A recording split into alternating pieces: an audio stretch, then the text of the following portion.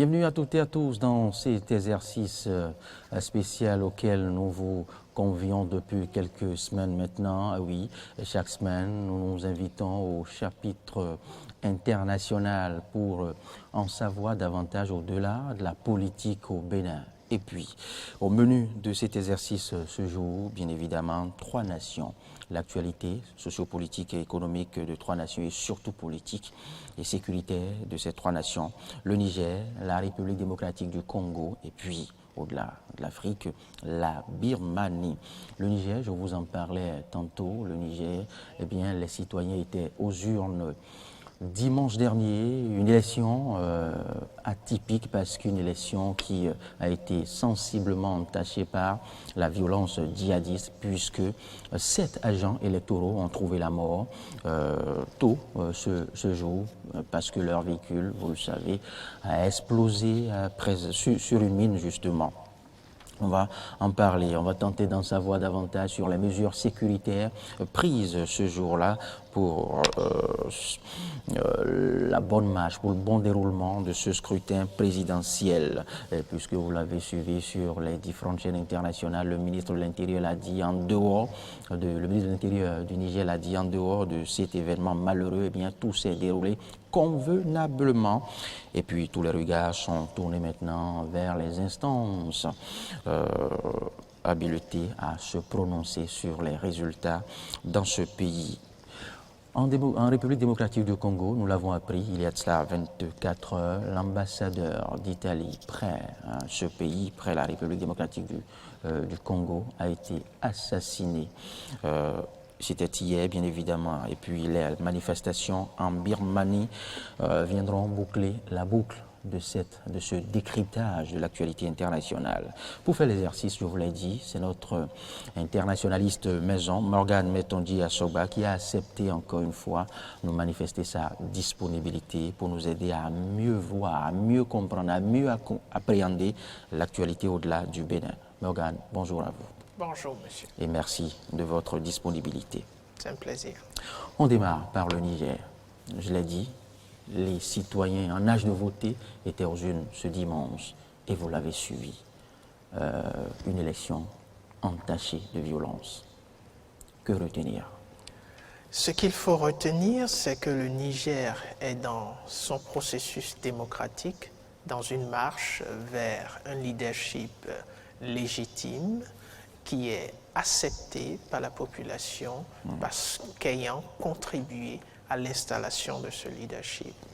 L'autre chose qui est aussi très importante qu'il faut retenir et dont nous en avons parlé brièvement la semaine dernière, c'est le caractère de l'insécurité qui est assez grandissant dans la zone, malgré les tentatives de jugulation de cette situation, de maintien et d'insertion d'un processus de sécurité favorable au développement dans les régions.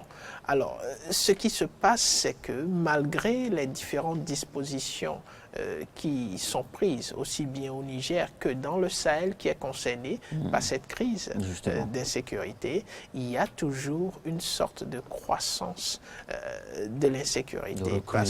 Exactement. Lorsque vous voyez ce qui est fait un jour tel que celui des élections, où plein de dispositions ont été prises. Même avant les élections, le gouvernement nigérien était en train d'annoncer que toutes les dispositions étaient prises pour que les élections se déroulent dans un contexte assez paisible. Nous venons de constater que même ce jour d'élection, il y a eu cette attaque des djihadistes, même si nous sommes là en train de parler d'une mine qui a explosé. Ce qui laisse croire que ce n'est pas anodin. Ce n'est pas forcément anodin. Ce n'est pas forcément anodin parce que le convoi, le déplacement de ce convoi, des bulletins de vote et tout l'arsenal des personnes impliquées dans la tenue de ces élections est quelque chose de prévu. Donc forcément, il y a une forte probabilité que ce ne soit pas anodin et que nous soyons là en train d'assister à une évolution et une recrudescence assez avérée de ces entrepreneurs de violence qui s'impliquent de plus en plus dans la vie des États. Revenons maintenant à l'élection proprement parlée. Revenons au déroulement de l'élection. Quelles leçons tirer de ce processus, de cette alternance qui est en instance d'être actée? Alors, la première leçon qui nous saute à l'œil, c'est cette leçon de la maturité, non seulement de ce peuple nigérien, mais aussi de leadership. Parce qu'on aurait pu assister à un leadership, d'ailleurs, un président qui refuse de partir. Oui, parce qu'il aurait pu remplir. Il aurait pu décider, oui. Rien ne l'en empêche. Rien ne l'en empêchait, mais il a décidé de se retirer. Ce qui signifie qu'il a estimé que pour qu'il y ait une continuité dans la marche démocratique qu'il a décidé d'emprunter, qu'il fallait qu'il se retire. C'est rare sur le continent. Ce qui est très rare, surtout pas les temps qui courent. Parce que les 2 dernières années, nous avons assisté à des révisions de constitution, nous avons eu des critiques par rapport au 3e, 4e mandat et dans tout ce qui va avec, dans l'instabilité des leaders politiques. D'autres croupissent même sous le poids de l'âge, mais sont encore prêts à modifier. Et nous aurons un 6e mandat quelque part là en Afrique. Je sais de quoi vous parlez. Donc voilà. Donc il y a une leçon de maturité du peuple et de maturité aussi de leadership politique qui semble être attiré de ce qui se passe actuellement au Niger. Morgan, dites-moi, du candidat Bazoum, qu'est-ce qu'il vous inspire, ce André Dauphin? Alors, c'est bien de parler d'André Dauphin, mais est-ce qu'on va parler d'André Dauphin lorsqu'on sait que le président sortant a lui-même recommandé. Alors, on peut dire que si on s'en tient à la dynamique qui a été impulsée par le président sortant, ce serait une politique qui va continuer dans le sens de ce qui a été fait jusque-là, peut-être avec une empreinte d'idiosyncrasie de Bazoum, du candidat Bazoum en question. Et l'idiosyncrasie de ce candidat peut être retracée par rapport à tout ce qu'il a eu à faire dans sa carrière politique, qui nous montre qu'il va aller dans la direction de la crise qui secoue le Sahel en entier aujourd'hui, qui est la sécurité, et voir dans quelle mesure consolider le processus démocratique dans son pays. C'est un peu ce qu'on peut retenir et voir par rapport à ce candidat. Et son challenger, qu'on le veuille ou pas, ou son, je dirais, son vis-à-vis. En effet, Ousmane. Il ne mérite pas d'être caricaturé, challengé en tant que tel. Ancien président, vous le savez, qui se retrouve en position pas la meilleure, enfin à l'issue du premier tour, justement. Oui.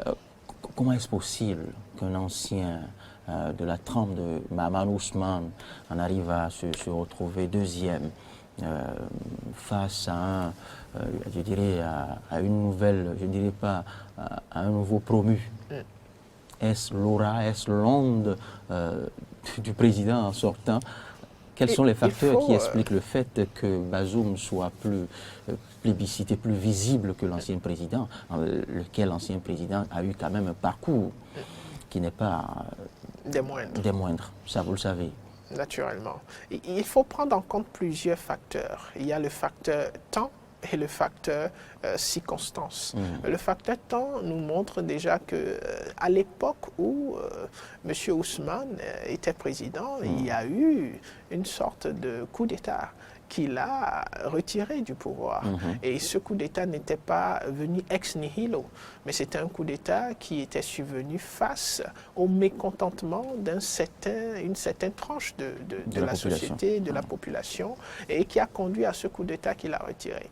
Alors, lorsque nous allons partir des facteurs de circonstance, il y a l'élément plébiscité par le président sortant, Bazoum bénéficie d'un certain aura, c'est-à-dire de tout le crédit qui est accordé actuellement à ce président sortant, qui a évalué certainement la personnalité de M. Bazoum et a donc recommandé qu'il soit maintenu ou du moins sélectionné pour continuer son travail. Et il y a aussi le contexte social qui est celui de qu'a fait M. Ousmane pendant toutes ces années où il n'était pas au pouvoir. Ah oui. Parce que si on doit saluer la maturité du peuple nigérien, ça veut dire que c'est un peuple qui observe ses leaders.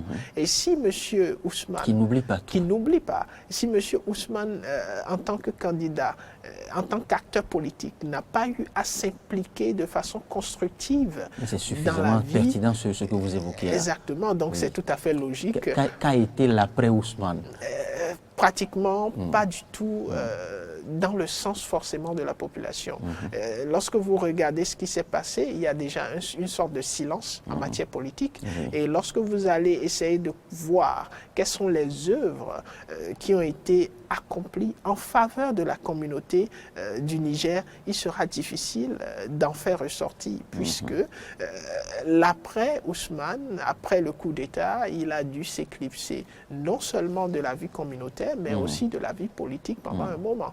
Donc c'est tout à fait compréhensible qu'on assiste à cette situation. Et ce n'est pas pour attiser ou activer de la polémique, mais ce débat subtilement esquivé, vous en avez entendu parler, parce que Bazoum a invité l'ancien président, le candidat Ousmane, à ce débat, autour d'un débat pour convaincre davantage le peuple nigérien. Mais le scientifique n'a pas jugé utile de confronter les arguments, les verbes, arguments et exemples avec le philosophe. Et qui dit philosophe dit... beaucoup de réflexions. Beaucoup de réflexions. Alors, ce débat n'aurait-il pas aussi pesé, ne pourrait-il pas aussi peser dans la balance? Alors, ce débat esquivé, je veux dire. Oui, le débat a été esquivé pour une bonne raison. Ça doit certainement être une stratégie politique qui montrerait que peut-être qu'il aurait créé davantage le fossé qu'on est en train d'observer. Parce que pour faire un débat, il faut non seulement avoir une capacité de raisonnement, mais il faut aussi avoir des faits. Parce qu'aujourd'hui, si vous avez affaire à un peuple mature, il ne se contentera pas d'écouter ce que vous êtes en train de dire, mais il va aussi s'appesantir sur le rapport entre ce que vous dites et ce que vous avez fait et ce que vous faites. Donc, il y a ce rapport entre ce que vous dites, ce que vous avez fait, ce que vous faites, qui ne va pas forcément jouer en faveur du candidat Ousmane, puisque nous l'avons constaté dans nos analyses tout à l'heure, qu'après le coup d'État qu'il y a eu à son endroit, il n'y a pas eu énormément de choses qu'il a eu à faire. Et lorsque vous essayez de regarder ce qu'il fait aujourd'hui, vous vous rendez compte qu'on a recommencé à entendre parler de lui seulement au moment où nous sommes entrés dans une période électorale où il a décidé de se présenter comme candidat. C'est en ce moment qu'on a commencé à entendre parler de lui. Donc il y a cette stratégie de pré-campagne que la plupart des leaders ou des candidats aux postes politiques dans nos continents, sur notre continent africain ne savent pas anticiper sur cela, c'est-à-dire ils attendent peut-être 1 an avant les élections, 2 ans avant les élections et ils commencent à se rapprocher de la communauté qui n'est plus une communauté moins mature. Aujourd'hui, vous avez des peuples qui observent et qui tiennent compte d'un certain nombre de facteurs assez pertinents pour s'aligner ou pas derrière un leader politique. Merci Morgane Metonji Assogba. On va ouvrir le volet suivant, le chapitre suivant. Vous le savez, c'est la République démocratique du Congo, cette belle nation tributaire d'un passé politique bien tumultueux. Je ne vous apprends rien. La RDC, je n'irai pas peut-être plus vite que le temps, serait peut-être au bord, je dirais pas d'un conflit, mais de quelques ennuis diplomatiques vis-à-vis de l'Italie, puisque l'ambassadeur de l'Italie près la RDC a été froidement assassiné il y a environ 24 heures. Comment est-ce possible? Quelles peuvent être les dispositions sécuritaires quand on sait ce que représente un ambassadeur, une ambassade pour une nation? Comment est-ce possible qu'on en arrive à cette extrémité? Alors, cette question est assez intéressante et mérite énormément réflexion. La première chose qui vous amène à en arriver à cette situation, c'est l'instabilité et l'absence d'effectivité gouvernementale sur un territoire. Lorsque vous êtes au leadership d'un pays et que votre effectivité gouvernementale n'est pas totale sur l'ensemble du territoire, on peut assister à ce genre de situation. Parce que vous avez des forces dissidentes, vous avez des groupes armés sur votre territoire qui empêchent votre système sécuritaire d'être effectif. Et c'est le cas de la RDC depuis ses indépendances. Nous sommes là en train de parler d'un pays qui n'a pas eu d'effectivité gouvernementale sur l'ensemble du territoire depuis 1960 que la RDC a eu son indépendance. C'est difficile à croire. C'est très difficile à croire, mais c'est un cas. Et cela a connu la présence et l'implication de plusieurs forces. En parlant de plusieurs forces, nous avons l'ONU qui est présent en RDC depuis un bon moment. On en arrive là aussi lorsqu'on n'a pas un dispositif de sécurité efficace. Efficace, je ne remets pas en cause l'efficacité du système sécuritaire de la RDC, mais je souligne ici la difficulté qui se présente à ce système sécuritaire par rapport à son efficacité. Face à la kyrielle, le groupe rebelle. Exactement. Et vous voyez, nous sommes en train de parler d'une zone qui est très proche du Rwanda, très proche, le Nord Kivu. La zone où l'attaque a eu lieu est très proche du Rwanda. Et cette zone, déjà, on prédestine les forces démocratiques de libération du Rwanda, FDLR, comme étant des personnes qui ont formaté cette attaque. Mais c'est difficile et très tôt pour le dire. Même si elle n'est pas revendiquée officiellement. Les hypothèses conduisent déjà à une telle thèse. Exactement. Et là, si d'aventure c'était vérifié, on se retrouve encore à l'aspect fébrile des États africains face à ceux qu'on qualifie d'entrepreneurs de la violence. Parce que cette attaque a ciblé un groupe de personnes, un convoi des Nations Unies, qui devrait être l'un des convois les plus sécurisés. Justement. Une route qui a été déclarée comme route où qu'on peut emprunter sans dispositif sécuritaire, puisqu'ils estiment qu'ils ont déjà balayé, suffisamment balisé, ratissé la zone. Mais on se rend compte qu'il y a bel et bien eu une attaque et qu'il y a un ambassadeur. Alors, il faut essayer de contextualiser le fait que l'ambassadeur, ce que cela représente. Cela peut être considéré non seulement comme un incident diplomatique, mais si les circonstances qui l'entourent révèlent une certaine négligence et une certaine implication de l'État en question, cela peut être un acte de guerre. Mais cela ne peut ne pas. Cela ne peut ne pas parce que un ambassadeur représente toute la nation étrangère. Le pays. Et vous allez constater et comprendre maintenant pourquoi est-ce que la RDC s'est précipitée d'insister sur le fait que tout sera mis en œuvre pour non seulement identifier les coupables, mais que justice soit rendue. Mais le mal est fait. Le mal est fait. Et il faudrait maintenant prier pour qu'effectivement les coupables soient identifiés et que ces coupables soient sanctionnés. Parce que dans le cas contraire, si on voit une sorte de négligence dans la démarche qui serait prise par les autorités de la RDC, alors non seulement ils auront affaire à l'Italie, mais ils auront aussi affaire à l'Union européenne.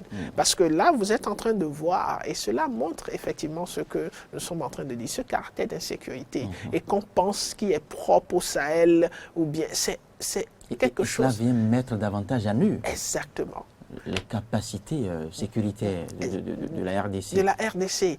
Et cela met aussi à nu cette nouvelle forme d'acteur international qui est en train de prendre de plus en plus d'autorité et qui peut déstabiliser tout un système international. Il s'agit de ces groupes armés qui naissent, entre griffes, ex nihilo, mais qui influence le cours des relations internationales et des activités institutionnelles. Ce n'est plus seulement dans le Sahel, c'est aussi un peu partout en Afrique. Et il serait temps que non seulement les chefs d'État africains du continent, mais que la communauté dite internationale qui semble aussi touchée maintenant. Parce que là, vous avez un ambassadeur de l'Union européenne, c'est-à-dire de l'Italie, un pays de l'Union européenne, qui est tué sur le sol congolais par un groupe armé qui semble être un groupe armé né dans un autre pays. Qui semble, parce que ce n'est pas encore établi. Et si ça devenait, si c'était confirmé, alors on se retrouvait dans un cas vraiment pertinent qui nécessite l'implication de toutes les institutions et de toutes les forces touchées par ce genre de situation. Morgane, mais cet assassinat peut en arriver à interpeller quelque peu la quiétude des autres ambassadeurs après la République démocratique du Congo. Ça peut en arriver. Si on est dans un pays où un ambassadeur peut être tué par une attaque menée par des groupes armés, c'est totalement logique et compréhensible que les autres ambassadeurs s'inquiètent de la situation.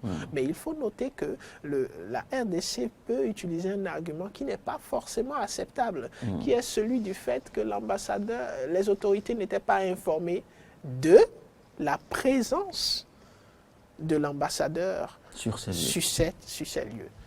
Et si effectivement c'est vérifié, cette information est vérifiée, il y a un problème. Parce que selon la Convention de Vienne, qui régit de 1961, qui régit les relations diplomatiques, c'est très, très important pour l'État accrédité d'assurer la sécurité de tous les représentants diplomatiques qui sont sur son territoire. Et c'est aussi primordial pour permettre à cet État accréditaire d'assurer sa responsabilité, de communiquer toutes les informations relatives au déplacement de ces personnalités du corps diplomatique. Donc, il y a un problème de nature à inquiéter, comme vous êtes en train de le souligner, le corps diplomatique dans son entier en République démocratique du Congo. Ah oui, donc ce ne serait pas une porte de sortie, mais il y a, je dirais, ce volet, cet aspect des choses qui peut arriver à disculper quelque peu l'État congolais, même si, je le précise encore, le mal est fait. Le mal est fait et quel que soit Alpha, c'est pas compréhensible. C'est pas compréhensible. C'est pas acceptable. Ah oui, oui. C'est pas acceptable, mais vous allez aussi constater que nous sommes là dans un État qui connaît des difficultés par sécurité, ne date pas d'aujourd'hui.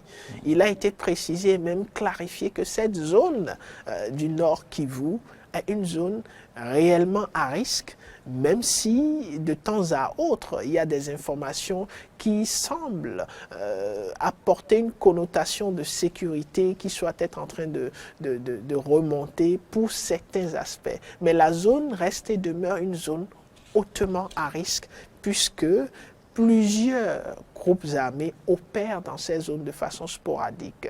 Donc voilà un peu ce qu'il en est par rapport à cette situation de l'ambassadeur au Congo. Merci Morgane, on continue notre melting pot de l'actualité internationale. Nous quittons le continent, on va se rendre, on ira un peu loin maintenant en Birmanie où nous devrons déjà en parler la semaine dernière. Le temps nous a surpris. On en parle aujourd'hui, Morgane.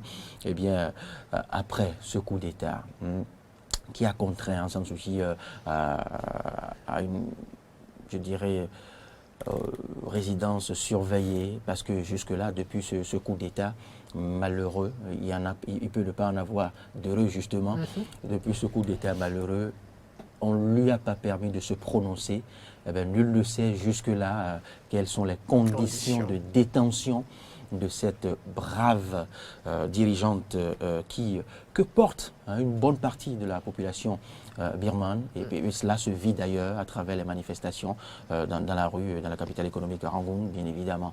Maintenant, puisque cette manifestation ne discontinue pas, et puisque la junte aussi ne décolère pas, ne baisse pas le ton, j'allais dire, parce que pour canaliser, pour arriver quelque peu à canaliser les ardeurs des manifestants Aung San Suu Kyi, eh bien, la junte sort des communiqués, hausse le ton.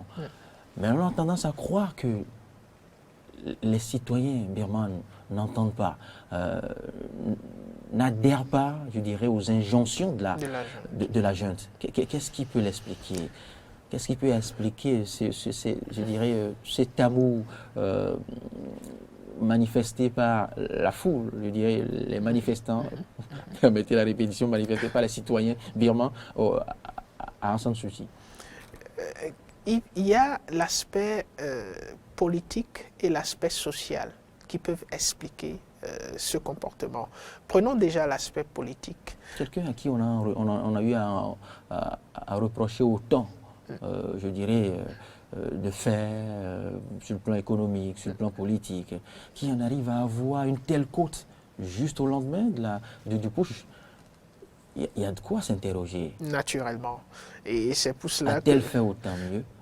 C'est pas qu'elle a fait autant mieux. Lorsque vous regardez l'aspect politique du pays, quand vous prenez cet aspect politique et vous entrez dans l'histoire du pays, vous allez vous rendre compte que avant Aung San Suu Kyi, le pays était dirigé par l'armée. C'était un leadership de l'armée qui ne permettait pas au peuple d'avoir un certain nombre de facilités. Vous savez, les critiques ne sont pas forcément signes d'un malaise endémique, mais parfois ce sont des signes d'un système qui est en train de fonctionner. Parce qu'on a besoin des critiques pour améliorer les différents aspects qui semblent ne pas connaître le développement. Donc, vous avez la période démocratique qui a vu l'arrivée d'Aung San Suu Kyi en Birmanie ou Myanmar est quelque chose de formidable pour la société et le peuple de ce pays. Donc, ils ont vécu pendant toute cette période, malgré les différentes critiques, les reproches qui sont faits à sa façon de gérer de temps à autre, ils ont apprécié cette liberté qu'ils avaient de pouvoir s'exprimer, participer un tant soit peu à la vie. Parce que ces citoyens ont vécu ces deux différents régimes et ont eu à faire la comparaison et ont pu décider de ce qui était mieux pour eux d'une certaine façon. Et ça, c'est l'aspect politique. Lorsque vous prenez le leadership, maintenant quand vous regardez l'aspect social, c'est-à-dire le peuple dans sa vie quotidienne, vous allez vous rendre compte que Aung San Suu Kyi, malgré tout ce qu'on peut dire, et c'est ce qui fait le problème démocratique dans une structure ou dans un État, c'est qu'elle a un soutien qui n'est pas des moindres, un soutien énorme, qui fait qu'on ne saurait simplement l'empêcher non seulement on l'a empêché de se prononcer, ce qui est aussi une décision très stratégique, parce que regardez quelqu'un qui n'a pas l'opportunité de s'exprimer, regardez déjà tout le soutien qui se manifeste. Imaginez alors quelle est l'opportunité d'appeler, de lancer un appel, un mot d'ordre. Donc, c'est compréhensible qu'on ne lui permette pas de s'exprimer, surtout qu'on se retrouve face à... C'est dire que la jeune est bien consciente, très consciente de la cote, dans son souci. Exactement. Donc, tout ce que la jeune essaye de faire aujourd'hui, c'est d'étouffer la ferveur de ces personnes-là. Mais c'est tout le contraire. En le voulant, la junte en attise davantage cette ferveur. C'est une situation assez perplexe et j'espère que la junte, pour son bien à elle-même, va s'en rendre compte. Et c'est à croire que cette junte n'a pas digéré la transition. Pas du tout. Pas du tout. Pourquoi? Parce que je vais aussi vous expliquer. Qu'est-ce qui se passe lorsque vous êtes resté dans un régime militaire pendant des années et que subitement, vous changez de régime? Les militaires se trouvent mis à l'écart. Certainement, ils ont adopté un train de vie et subitement, ce train de vie doit changer. Ça, c'est la première chose. La deuxième chose, c'est que certains qui ont eu à être acteurs d'un certain nombre d'actes, d'un certain nombre d'actes, de comportements dont il faut répondre, se retrouvent à faire face à la justice. Et il y a des intérêts individuels et de groupes qui sont mis à mal. C'est ce qui expliquerait probablement le comportement de la junte qui essaye de revenir mais se retrouve dans une situation où c'est un peu trop tard pour pouvoir procéder de la façon dont elle est en train de procéder.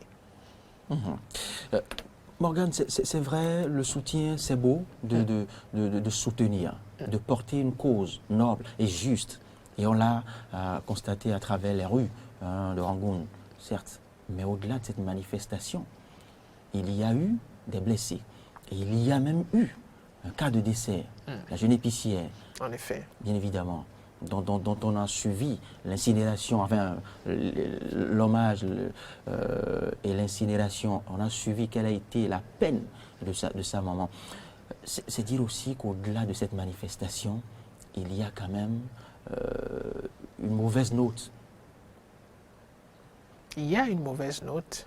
Et cette mauvaise note renforce ce que nous sommes en train de dire. Pourquoi? Parce que la mort de cette jeune dame vient reconforter, ou du moins attiser davantage la colère des manifestants et des peuples, de la population du Myanmar. Pourquoi? Parce que on essaye d'illustrer par ce comportement ce que peut être le régime militaire si d'aventure on venait à céder à ce régime.